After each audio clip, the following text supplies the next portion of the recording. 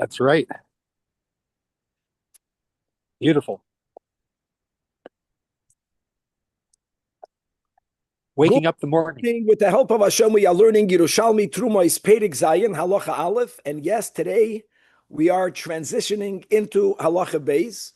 So we're going to start today's daf, which will be Samach Vav, really bringing together all of the opinions that we had in the big topic of Kimle or Kamle B'Darabba Minei. I know that we began the topic by focusing on Ein Eloika U'Mishalem. Remember, Chevra, there's a machlekes in Makis, in the Mishnah, between Rabbi Meir and the Chachamim. Rabbi Meir generally holds that you are both loiko u'mishalem. But b'shitas Chachamim, eino loiko u'mishalem, we began to have this whole sugya, primarily, and again, just to bring it back for today's daf, the machlekes between Rabbi Yochanan and Eish Lakish, which is framed as chayavei malkis shoigigen, that Rabbi Yochanan says, since you're not getting malchus, you're going to be chayiv l'shalim. And Eish Lakish is of the opinion that since had you done it b'mezit, you would have gotten malchus, even though it's called your chayiv malchus shoigigin, you are still part of milashalim. Now, what we had yesterday was the two Tanoim, Rab Nechunya ben Akana and Rabbi Shimon ben Menasya, that both of them are of the opinion that if a person is chayiv kares, and if that same act, which was machayiv them kares, is machayiv money, they also will not pay. And I know that there is a nuance of a difference between these two Tanoim, as we learned yesterday, but generally they both say that just like if a person does a violation for which there could be misas beis din, even if you're not going to get misas beis din, a person burnt down someone else's haystack on Shabbos, even if they were not given hasra, even if they're not going to get skila, they will not be chayiv l'shalem. Likewise, according to these two Tanoim, again, Rabbi Nechunya ben Akana, Rabbi Shimon ben Menasya, if any lav sheyesh b'kodes, that's a big statement. Any lav sheyesh b'kodes, you won't have to pay. Now, let me just make the following statement, and that will be the intro to the opening of the Gemara. Is going to have a very big question. What's the big statement?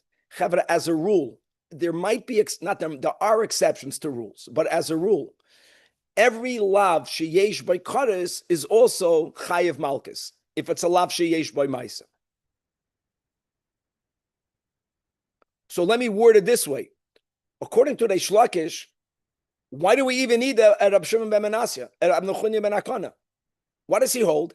Chayave malchus shoygigin pater v'lashalem. Avade. If you did a lav sheyesh by kares, or even she'ein by kares, every lav sheyesh b'kodes, you're chayiv malchus.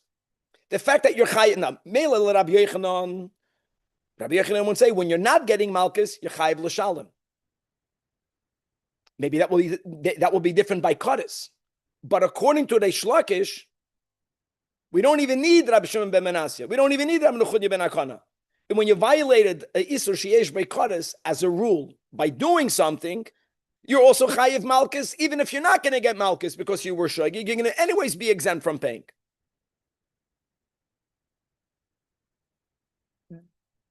This will more or less be the way the Gemara is going to actually break down into greater nuance and details all of the shitas that we learned together. And we're going to conclude the sugya by going back to the Mishnah in Ksubas. The Mishnah in Ksubas was how the sugya began, the contradiction between Makis and Ksubas, that Elu Na'arois, and we're going to just simply work out a couple of little details, not directly negate to our topic, but nevertheless, we're going to finish working out the Mishnah in Masechta Ksubas, and then we're going to transition into Halacha Beis. Halacha Beis is a whole new topic, so for those people who are rejoining the bandwagon, I know you came in the middle of this whole amazing sugya, so don't worry, we're almost concluding, even though it will be great to review it. And the new Mishnah basically is going to speak about the following. A Bas Kohen eats Truma. When she marries, so the rule is like this. If she's married to a non-Kohen, while she is married, she loses her rights to eat Truma. Not only that, if she has children from a non-Kohen, even if her marriage ended either through him dying or through them getting divorced, if she has children from her non-Kohen husband, she then still may not eat Truma. But a Bas Kohen at some point, even married to a kohen, potentially could go back to eating truma, which will be that her marriage is over, and God forbid her children pass away, even if she has children. In other words, being married to a non-kohen doesn't intrinsically guarantee that she'll never go back to eating truma. A bas kohen who has one relation, one act of cohabitation with a person who she's not allowed to marry, forever loses her right to eat truma. The topic of the Mishnah will be whether such a bas kohen, either while married or having children with a non-kohen, or her having committed this act of cohabitation, which will never allow her to eat truma, what happens if she eats truma b'shoigig? The rule is, right, aviv, truma b'shoigig, keren v'chaimish, we'll see, lav dafka, such a woman pays keren v'chaimish, because to say that she's a zor, you can't say that she's a zor. She wasn't born as far into kahuna. She was born into kahuna, especially in the case where the marriage is the impediment. She might be at some point in the future allowed to eat truma again. So lav dafka, tchilasa, v'soifa might be a kohen, a bas kohen. We'll see how. Now, once we're going to speak about that, the Mishnah is going to also quote a machlekes, and we'll leave it with that for the intro between Ameir and the Chachamim with the following, separate. A bas kohen, while married, who, God forbid, commits adultery, gets the punishment in Beis Din of Sreifa. Unlike an Ashes Ish, generally, who commits adultery, who gets chenek. So we're going to have a question whether this bas kohen, who had an act of cohabitation with a man, which therefore she's never allowed to eat truma in the future, whether she's still considered a bas kohen enough for her to be chayiv sreifa, or the same concept, since she's never going to return to the kahuna vis-a-vis eating truma, she's considered already as a non-kohen, and the punishment for adultery will be the chenek that will be a machlekes tanoim, and many other nuanced details where you can have someone eating truma, you only pay keren, not choimish, that's the bas kohen. As we'll see when we unpackage the sugya, Rabbi Mendel pointed out that today we're learning Chaf Menachemov, or Chaf Cheshvan, or Chaf Mar Cheshvan, a Tavshin Pei Vav, the Rebbe Rashab's birthday, we're learning Daf Samach Vav, even though you can say that Ayin Beis, we'll get to Ayin Beis later, but definitely one of the most renowned works of Chassidus that we have that came through the Rebbe Rashab is Taf Reish Samach Vav, which really went on for almost 2.5 years. Okay, so we're starting on Daf Samach Vav, the end of the top line by the dot, and as we pointed out, again, L'Reish Lakish, Chayave Malkish Shoigigin, even if you're not getting Malkis, the fact that you violated something, that violation is a Machayev Malkis. B'mezid, that act can never be Machayev you money in a human court. You'll be exempt from paying.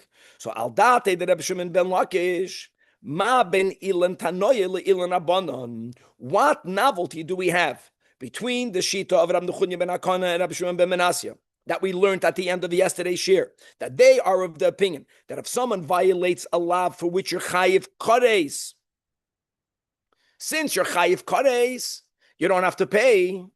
What are they adding to the general shita of the Rabbanan? The Rabbanan is in reference to the Machlokes Rabbi Meir and Rabbanan in Makis, that the Rabbanan are the ones that say that a lav sheyesh by malkis ein aloika umeshalem.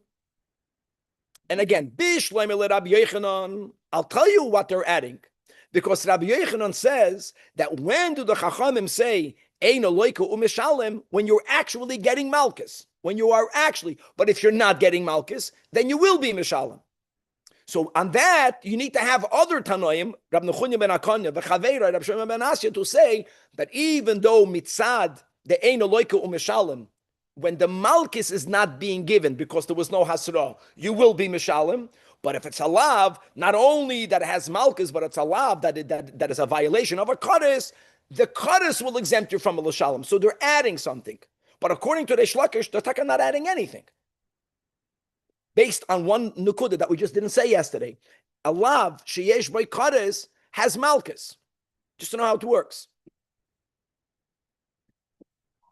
What was that? they get Malchus in court. And I know that was something that we spoke about also yesterday, but we're going with the premise that, now I'll tell you more than that. Even if they don't get Malchus, what did we learn yesterday? What was one of the discussions of Kimley? Is Kares exempting you from Malchus? Okay, but it's a lav there is a Malchus part to it. You're not getting it because of the Kares. So the Tzad Malchus Shaboy is anyways exempting you Melashalem Lidei Shlakish, whether you're going to get it or not. That's Gavaldik. Gavaldik. So Amar Rabbi, so the Gemara answers, yeah, the difference between Rabbi Nechunya ben Akana and the Rabbanan in Makis is for scenarios where there is a lav for which you're chayiv Malchus, but the loy lekrisus, as the Gemara explains. So says the Gemara, what does that mean? Amar Rabbi Yudin, this is an explanation of that statement, lalav and loy lekrisus, that Rab Shimon ben Lakish, do Amar ki Rab Meir, do Amar loyka u'mishalem, Rab Shimon ben Lakish will say, here we go, that Rab Nechunya ben Akana and Rab Shimon ben Menasya, listen to my friend, listen to this, they actually, according to Reish Lakish, hold like Rab Meir, as we're going to give an example in a moment, that if the issue is only Malchus and Mammon, they actually hold loika u'mishalem. This is great. So therefore, we need them to come and say, okay, that even though we, like Rab Meir holds, that if the only issue is Malchus, no Kares, Malchus does not exempt you from Mammon, but Kares exempts you from Mammon. And it has to be that way. Because according to the Chachamim, the Gemara is conceding. According to the Shlakish only, there would not have been a need for Rab Shimon ben Menasya, Rab Nechunya ben Akana to say that alav sheyesh by Kares exempts you from payment. You're anyways exempted from payment. Because alav sheyesh by Kares also has Malchus in it. And as an example, let's give an example. Amar Rabbi Chananya, that hamatzis gedishoy shel chaveri b'yom. That's gavaldik. A basic chazar aviv. For Shabbos, if a person violates Shabbos, b'mezid, chayv skila. Or the chayv misas bezdin. The detail is not important for this. And that's why we have the rule, again, Tanam Devei Chizkiya, that kol lav shenitan la'azoras misas bezdin, whether they're going to get killed in court or not, they're not going to be chayv to pay. That's Lukula Alma. Then we spoke about Yom Kippur. What was Yom Kippur? You don't get misas bezdin, but you get kares. That was the discussion that we just said, that if you're chayiv kares, you're going to be exempt milashalom. Let's go to Yom Tiv. Yom Tiv, you're violating a law. The Torah says leisasa melacha. Just to know, if a person violates Yom Tiv by doing any melacha, not chayiv kares, not chayiv misas bezdin. It's only a law. So I want to know, same example, a person on Yom Tiv ignites a fire where on his neighbor's home, his neighbor's haystack. That's the example that they give. By Shabbos, we already spoke. That's a Mishnah. Pater milashalom, chayev skila. Whether you're going to get skila or not, whether you're going to be pater to pay on Yom Kippur depends. According to Rab Nechunya ben Akana and Rab Shimon ben Menasya, you'll be pater to pay because you're chayev kares. According to the others, you'll be chayev to pay. Kares doesn't exempt. Okay, now let's go. What happens if you do the same thing on Yom Tiv? All you have over here, you did a lav, sheyesh boy malchus. Not only is there no misas bezdin, for Yom Tiv there's no kares. So Elaine, Tanoi, Sovereign, Meimar, these Tanoim, whenever the Tanoim here, we're going back to the Rab Nechunya ben Akana, Rab Shimon ben Menasya hold, that hoyel ve'ein behem kares mishalem. But aren't we saying that ben Shabbos leYom Tov only tzorich ochel nefesh, so it's adlaka lechol inyan? Why do we view the? So just before Yakir gave us from the left field, Shalom Aleichem, that Ein Bain. So he remembered the Megillah, all the Ein Bains. One of the Ein Bains that we had in that series of Ein Bains was Ein Bain Shabbos leYom Tov Elam. So just like when we said yesterday, B'kitzur, I mentioned for a one-liner, Ein Bain Shabbos leYom Kippurim, that the Mishnah is not giving you all of the differences, because one of the other differences will be on Shabbos you are allowed to eat. Actually, medivrei Kabbalah, right? It's a mitzvah, tainug, to eat. Kavod Shabbos, Einik Shabbos, however you want to define them. That doesn't matter. The Mishnah was there speaking about in the realm of consequence. So all of the Ein Bains are really limited. It's not the only exclusive nafkamina. Same thing what you said. Ein Bain Shabbos liyom tov elo oichel nefesh. That's regarding, are there any melachas in which they differ? The answer is yeah. Oichel nefesh is mutar on yom tov, asar on Shabbos. But not when it comes to punishments, there's another big nafkamina. The penalty is completely different. So coming back. Okay, in other words, we just want to say that it must be that Rab Nechunya ben Akana and Rab Shimon ben Menasya, they hold with Rab Meir. So therefore, when the person violated, as an example, if someone burnt down hamatzis gedisha shel chavei b'yom tov, even though according to the Rabbanan in the Mishnah and Makis, they'll be exempt from payment, eino loike u'mishalem, but Rab Nechunya ben Akana holds he'll be chayiv to pay.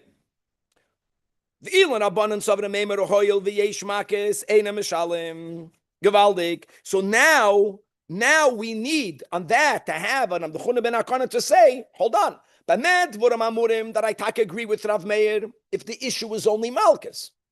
But the moment the issue is Kares, then you'll be exempt. And according to Rabbi Yochanan, just to speak out the other side, we don't say that. According to Rabbi Yochanan, Rabbi Shimon ben Menasya, Rabbi Nechunya ben Akana, they hold like the Chachamim. Eino loika u'mishalem. Eino loika u'mishalem means that if you are actually getting malchus, you're not going to have to do a payment. But whenever you violated the lav, sheyesh by malchus, but you're not getting malchus for whatever reason, then you'll be chayiv l'shalem. So then they also have to add that you also didn't violate an Isur Kares. If you violated the lav sheyesh by Kares, just like by Misas Beis, then everyone says if it's a lav shenitan lazoras Misas Beis, then you won't be Meshalem. The same thing with Kares.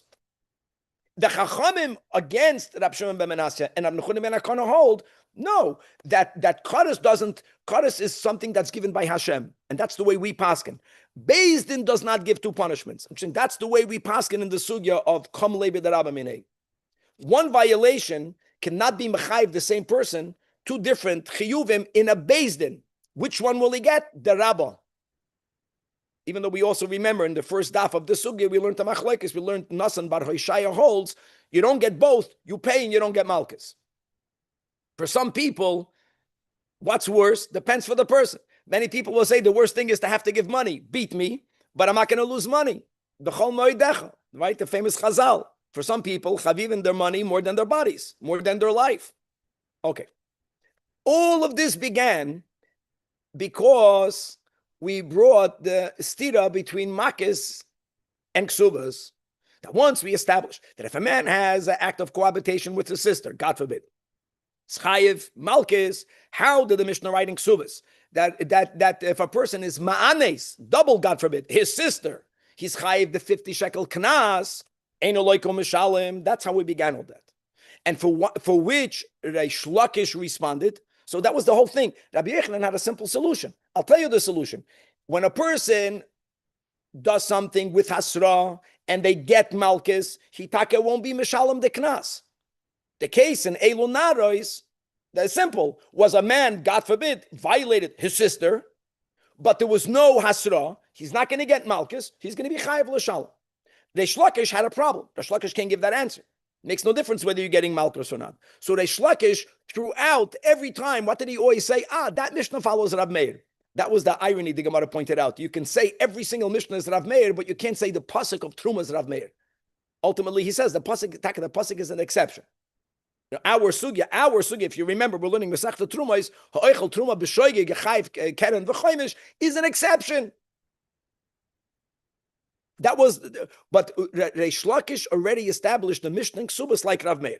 It doesn't mean that every single stanza of the Mishnah in Ksubas is Rav Meir.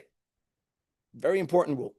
He said that only regarding our question of if someone was Ma'anis' sister. Now we're going to read other parts of the Mishnah in Elu Narois, and we want to see whether that also can only be Rav Meir L'Reish Lakish. Or maybe those parts can be L'Kula Alma. That's going to be the closing of the sugya. So says the Gemara, Ma'at Ma'ata, now, meaning, we're going Shitas Reish Lakish in the Mishnah, not wanting to make the whole Mishnah Rav Meir. Maybe you have to do that. Maybe the Mishnah in Eilu Na'aris is the name of the Mishnah. Maybe none of it can go like the Rabbanan. What are we referring to? We are referring to a case that if a person is ma'anes, a na'ara, who's also a mamzeres, God forbid, the Mishnah says he also has to pay the 50 shekel kesef. I just want to tell you that having an act of cohabitation by a Yisrael, that's a meyuchas, with a mamzeres, that act is a lav. The lav isn't only for her not to enter Kal Hashem in marriage, just a rule. So the same kasha. If a man has an act of cohabitation with a mamzeres, that in itself is machayev malchus. How can the Mishnah say in Elonitis that if a man is ma'anis, God forbid, a mamzeres is chayev the 50 shekel kesef? So again, Rabbi Yechanan, there's no stira. Elonitis is when there was no hasraf for the mamzerus part. So he's not going to get malchus for that love. But according to the Shlakish, will that also have to be not like the Rabbanon?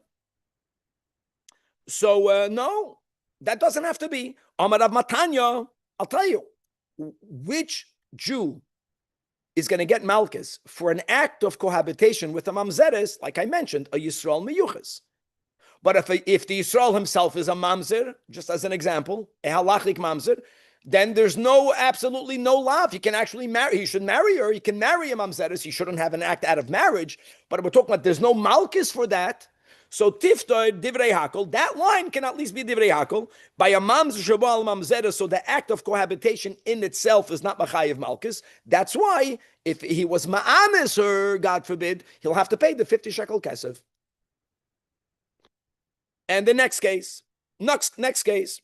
Now, one of the cases in Elonitis, again, where a man who is ma'anis, right, who violates aviv, just to know, the Mishnah is speaking about a nara psula. I'm saying that just a chap. There's a whole chap in the Gemara over here.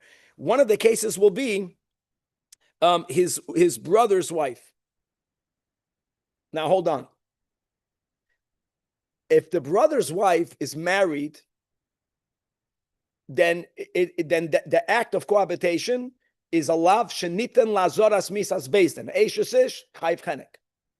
Even if they're not married, first of all, if they're married, just to know, how is she a psula? Married only by kiddushin. Okay. Let's say he was mekadesher and he was megadesher. One of the aroyos is your wife's sister, even if you're not married to your wife. We are going now. We just came off the sugya. Let's go with Rabbi Shimon ben Asir, Rabbi Shimon ben Asir, Rabbi Nechunya ben Akana, that a lav for which you're chayv kares, you're not going to have to pay. And we're trying. So why would you have to pay the knas? So perhaps the Mishnah is speaking about a scenario where Reuven married Leah, Mekadesh Leah. Reuven passed away. There was no Nesuyin, so Leah still a psula. She's of the age of a nara. Shimon, the brother, now had a relation with her. What is that really called? It's called Yibum. No, we're trying to find a case where someone is being ma'anes, his brother's wife, but he's not violating anything other than the ma'anes for him to be chayv according to the shlakish. Because if not, why would you have to pay unless you go with Rav Meir? So if the scenario would be that ve'eshes, so it must be that she's a yavama. But the Gemara is asking a kasha ve'eshes achiv lav yivim toihu, says the Pnei Moshe. Look inside the Pnei Moshe, 9 lines from the bottom. Right, you have to find it. First of all, we have to speak about because if the brother is alive, then the act with her is going to be kares. Either she's married Eishesish, or it's one of the Ervis is your wife's sister.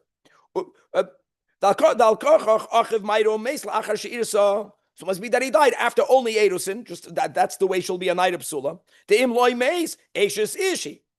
The im la'achashanasa meis, then anyways, she's not a psula. So l'choyr, it must be that she's a yavama, that means the man, the husband died, the brother died.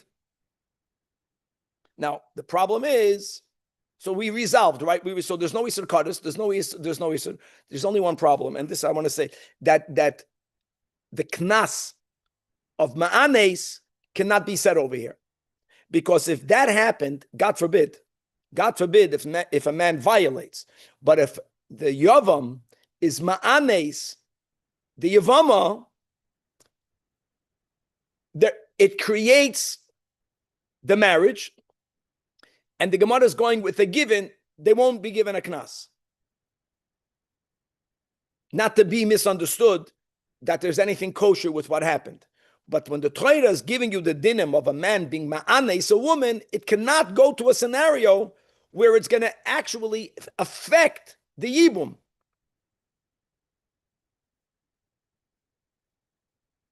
Now, what would be the solution for that? The solution would be,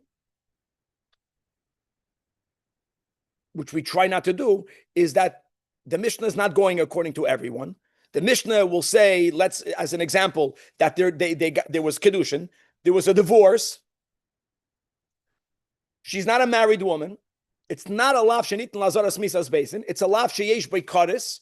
But just because you violated kadis, you're not going to be exempt from payment. We're just trying to make these lines of the Mishnah go according to more opinions. And we're trying not to say the Mishnah can only go according to Rav Meir.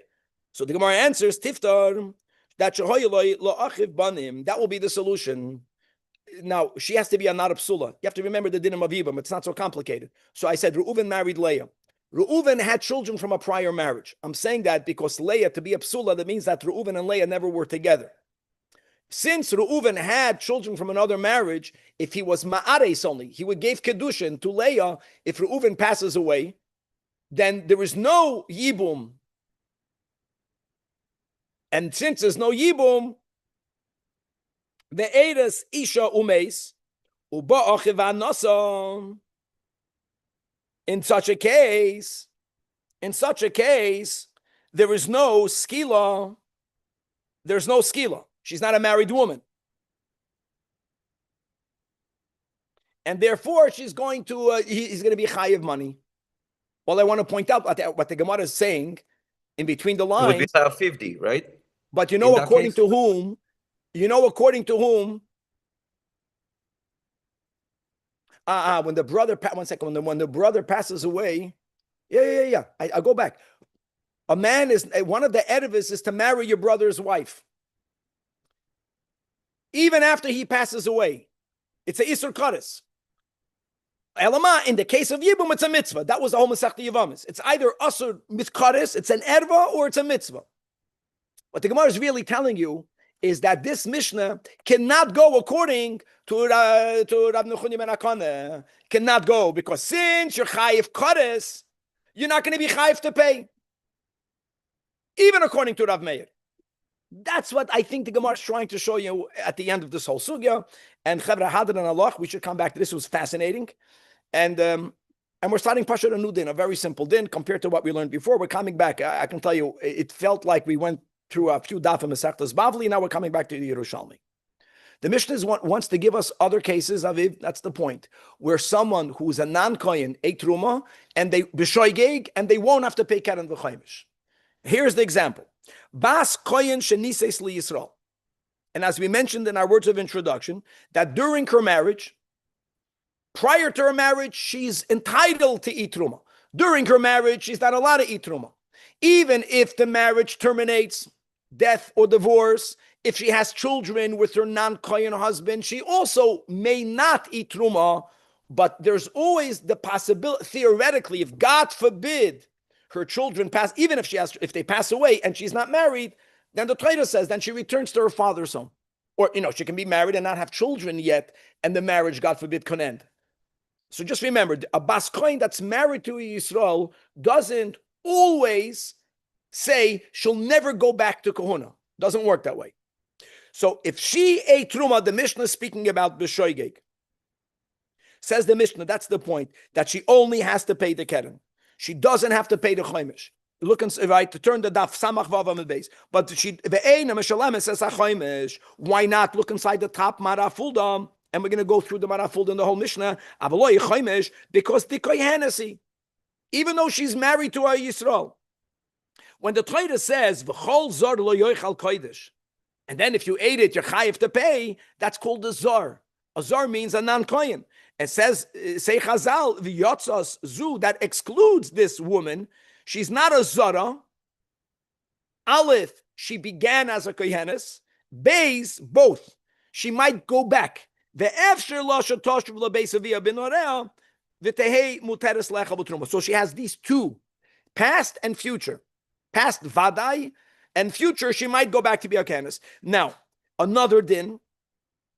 Even while she's married to the Yisrael, so during her marriage, she cannot eat truma, which means during her marriage, she doesn't have the benefits of being a kohenes, but she's still enough bas kohen that if God forbid she commits adultery, unlike a nashis ish who commits adultery, for which the punishment is chenek, a bas kohen who commits adultery misasa b'sreifa. Another din in which we say that she's not like a Yisraelis. She still retains, to some dinim, the status of a bas kohen. However, now the other case, which is niseis le'echad mikol apsulim. My friends, I know that the word niseis means married. It does not mean married here.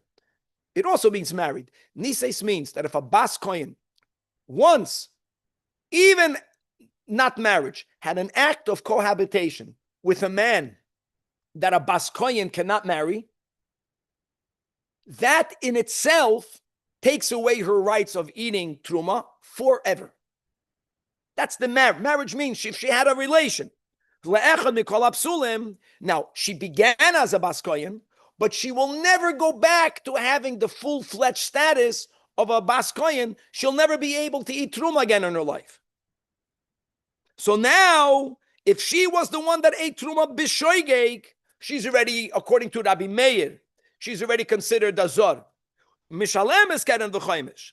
And if God forbid, if she commits an act of adultery, then she gets chenek like any other Eishes ish, divrei Rav Meir. Aber, however, the Chachamim argue, and they say they're both the same. Zu v'zu, even though the soifa will not be, but it's enough to tchilasa. She did not begin as a bas Yisrael. When the Torah says v'zor lo yoichal, zor does not refer to her. Zu v'zu, both in the dinim of mishalem is only the keren ve'ena mishalmas es achaimish, and also if there's an act of adultery umisasan b'sreifa. Now, noch a case. A Michael is one of ktanim. A non-kohen took truma all b'shoigeg, but he didn't eat it. He gave it to his minor children. What does the Torah say regarding the penalty of keren v'chaimish? What's the words over there? That if a man eats truma, he got to pay keren v'chaimish. He didn't eat it. The children are minors, so you cannot obligate them to do anything. Basically, they're not bar chiyuva. So what do you do over here? So hamaychel as ban of ktanim, or if this man who took truma b'shoigeg, he didn't eat it, he gave it to his avadim. By the avadim, it doesn't have to be that they're minors. Avadim ben gedolim ben ketanim. Kol masher kona eved kona rabbi. So this is a technical thing. The eved doesn't have how to pay. So you can't be machayev an eved to pay. A rule. The hat nicht kein Geld. We're giving cases where the person who took the truma always will have to compensate to the kohen, but he did not eat it. So the obligation will be like any other act of damage, that if I damaged your property, if I took your property, I have to give it back to you or compensate you for it. That, yes, but there'll be no chaimish. And not only will there not be a chaimish, the big rule in the Mishnah will be, we had this before, that wherever the obligation is only keren and not a chaimish, like the title of our chapter, Ha'oichel Truma B'Mezid, the keren itself remains chulin. It doesn't get imbued with kedushas truma. If the kohen wants to forgive, that obligation, he could. Like any other financial responsibility, if I owe you money, if you want to be moichel, you can be moichel. Or, amazing. Trumas chutz la'aretz is only a derabanan. Okay. And even though that, just to know that there are certain chumras that we have, the negeya trumas chutz la'aretz, which is only midrabanan, in some dinim, we compare it, we equate it to truma doiraisa as when it comes to the dinim of mixtures, that you have to have the ratio of 100 to 1. So it's not like we are always lenient, but not for this din. To be machayev keren v'choimish, you can't do that if someone ate truma midrabanan. Or, v'ha'oichel pachos mikazayis truma, what's machayev paying keren v'choimish? Aviv, eating. How do you define eating? Quantity of a kazayas.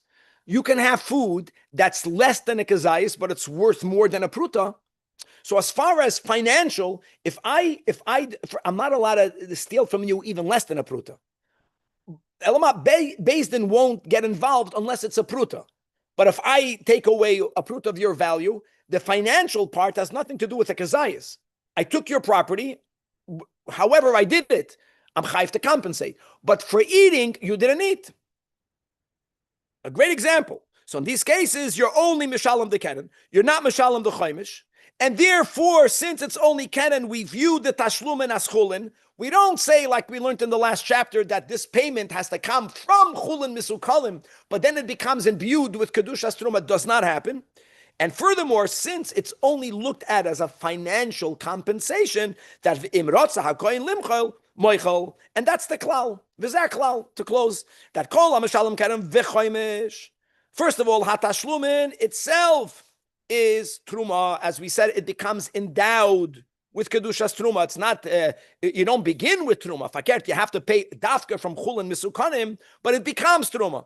V'im rotza hakoyin limchol, even the keren or the choimish, he cannot be moichel, because there is a kapara aspect to it.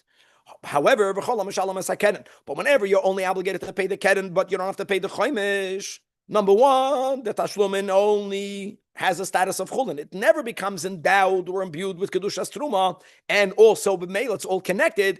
Imrotza koyin limchol, he can be moichel. How beautiful. Okay, so now let's go back to the opening case of the Mishnah, right? The differentiation between a bas koyin who's currently married to a Yisrael. Look there, kula alma. What did we say? That if she commits adultery, even though she's not married to a koyin now, and she cannot eat truma, but she has the status of she's going to be chayiv sreifa and not chenek.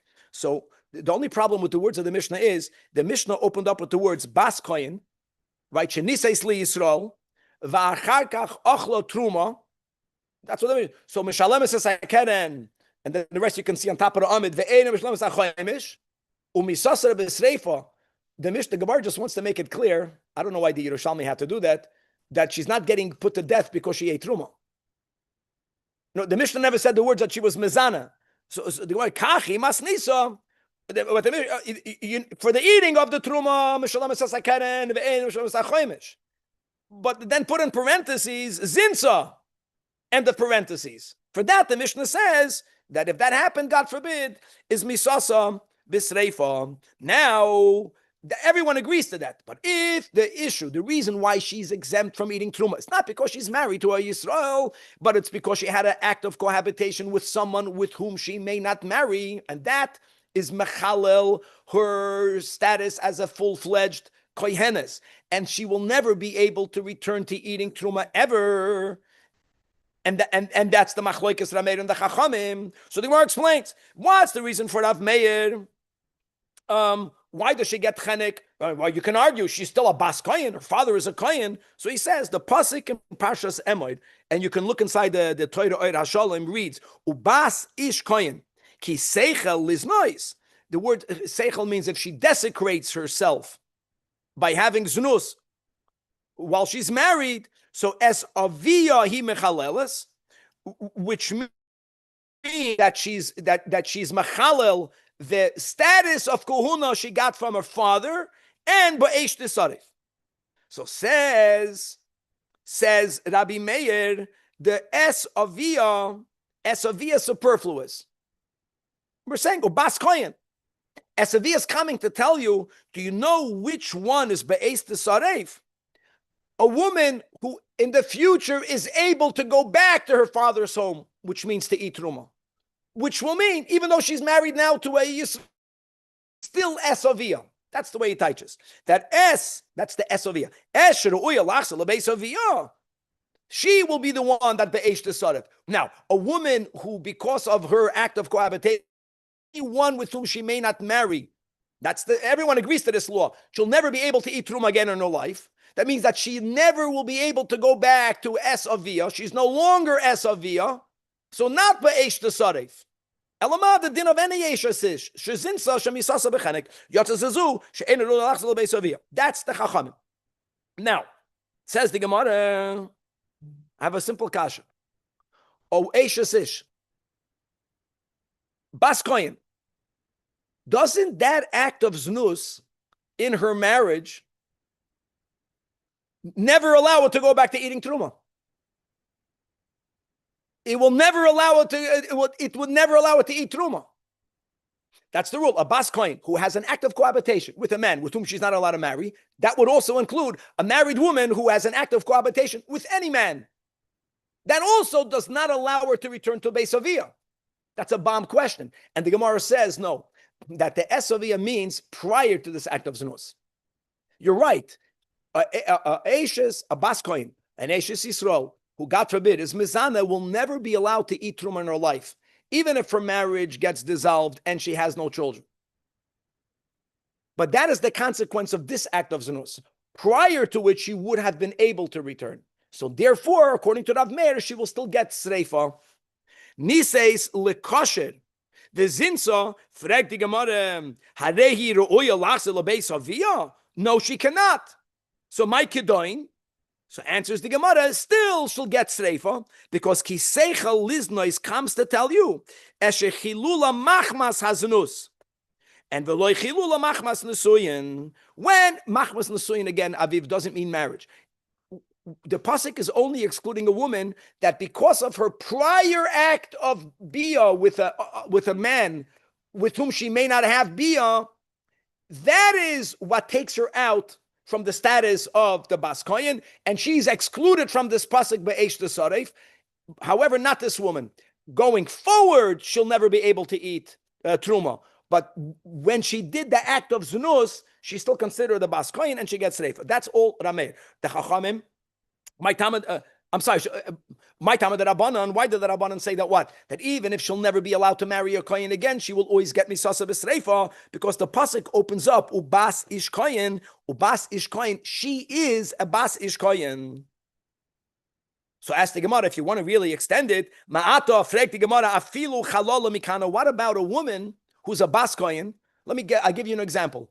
Mikana means from her cradle, from her origin. If a Kohen marries a Gerusha, what's the din, Aviv? Do you know?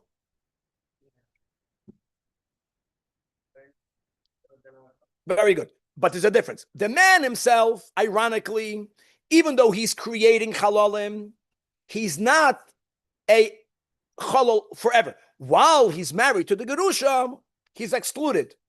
The child is born into it. The child will never have let's say there's just to know, by a kind, it goes both ways. You have a privilege and you have restrictions. Okay? The person who is a halala mikana, never having any privileges, never having any restrictions, according to the Chachamim, the Torah says basish kohen, that person should also be, if she as an Eishes Ish is mizana, l'chora, she should also get sreifa, because she's a basish kohen. Would we say that? Daf Samach Zayin? So there's two answers. First of all, the second answer is yeah. But the first answer is, for that we exclude. Epis the Chachamim exclude. Because when it says, only such a woman gets reifa. which means she was the one that caused the problem. But if the father was the one that they already violated, in other words, if the reason why she is not allowed to eat truma is because the father was mechalal the kohuna, the father married a gerusha, she's already excluded from this verse. Or Amar Rabbi Chanina, you know what? Shoyna ani al de Rabbi Yishmael. Actually, he says, I have a braisa, I am a Kabbalah braisa in the name of Rabbi Yishmael. The Taka says that the Chachamim say that Bafilu Chalala Mikana, the Shitas Chachamim is that pasuk in Emor, where that reads, Obas ish koyin kiseichel liznois es v'yahim chalelas, and not chenek, but be'esh the sarif goes to any woman whose father is a koyin. Gevaldik. We're going to stop over here and to be continued. Now, Chaver, just invite your Chaverim because now we're on easy street. Have a good day, everyone. Samach Vav became easy. Gebakuk.